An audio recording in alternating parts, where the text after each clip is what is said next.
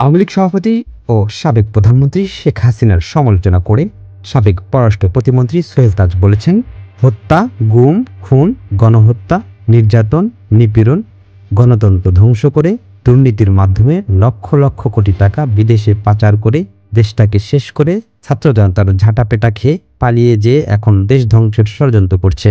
বৃহস্পতিবার সকালে ফেসবুকে দেওয়া একটি পোস্টে এসব কথা লিখেছেন তাজউদ্দিন আহমেদের ছেলে।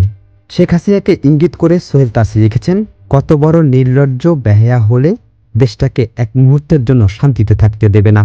প্রথমে ডিজিটাল জুডিশিয়ারি ক্লু এর চেষ্টা, তারপর একের পর এক অপচেষ্টা, আনসার বাহিনী দিয়ে, ব্যাটারি রিক্সা, নূর হোসেন দিবসে ট্রাম কার্ড, ঋণ দেওয়ার প্রলোভন দেখিয়ে শাহবাগে মানুষের জামায়াত করার চেষ্টা, বিভিন্ন কলেজে বিশৃঙ্খলা সৃষ্টি করা, আর এবার ধর্মীয় সম্পত্তি নষ্ট করে লাশের উপর ক্ষমতায় ফিরে আসার চেষ্টা। এ সময় পোস্টে তিনি শেখ হাসিনাকে চিনতে ও বুঝতে দুটি বই পড়ার অনুরোধ করেছেন।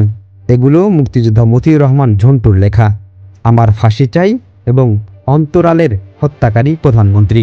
সাবেক স্বরাষ্ট্র প্রতিমন্ত্রী আরও লেখেন, নীতি, আদর্শ, বিচ্যুত ও খারাপ মানুষের প্রশংসায় আমার প্রয়োজন নেই, আমি আপনাদেরকে চিনি।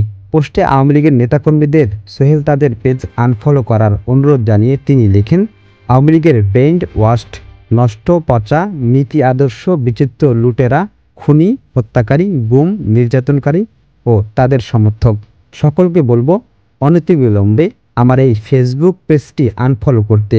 আর অনুরোধ থাকবে নিজের বিবেকবোধ জাগিয়ে আত্ম উপলব্ধি ও আত্মসমালোচনা করে অনুশোচনা করার। শিমুল খান, চন্দ্রা জমি, ঢাকা।